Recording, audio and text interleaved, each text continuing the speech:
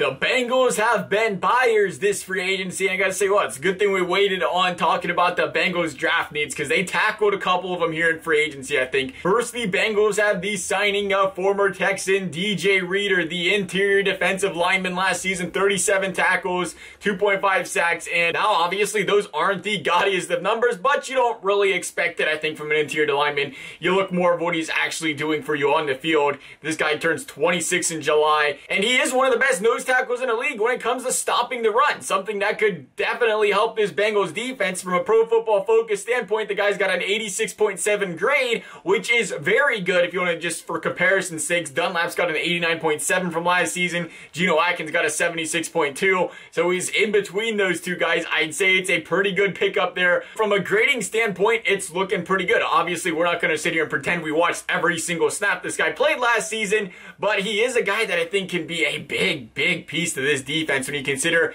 now you got guys like Geno Atkins who are getting older, and when you can bring in somebody other than Atkins and, you know, first and second down, if that's the way you want to go about it, however the Bengals decide to scheme it up here, I'm sure they're looking for more versatility, the better here from players, but you get a chance to, we talk about this so much, get a chance to give your defensive linemen rest during the game. It makes especially the pass rushers, they become that much better in the second half of games, closing out games, and this guy looks to be a very good player that can provide, if need be, that rest for Geno Atkins, or you throw them together. Nonetheless, I think this makes this offense or defensive line a heck of a lot better here. I know the one thing you can look at and say with this guy is, well, he did play with J.J. Watt, and he's obviously wasn't the center of attention on that team, and it was worried about him all game, so maybe he flourished in that. Maybe that's the case, but you know what? He's playing with Atkins, he's playing with Dunlap now, and you can make the same case for a lot of guys. We'll see what he has. I am more than excited to see what this guy can bring to the table for this team. It's got to be an improvement from where the Bengals are right now. Second was Trae Waynes. Trae Waynes, a solid corner coached by old friend Mike Zimmer. And you look at this CB core, Denard's gone. The Bengals still sitting on Jackson and Kirkpatrick, and we'll figure out what they're going to do with these three guys down the road here when we get closer to the season. But overall, did they pay a little bit for these two players? Yeah, I think you could obviously, it's free agency. You're going to overpay, if that's the way you want to say, overpay for players when free agency comes about. That's usually how it goes. But from the Bengals standpoint here, am I worried about that? Not really.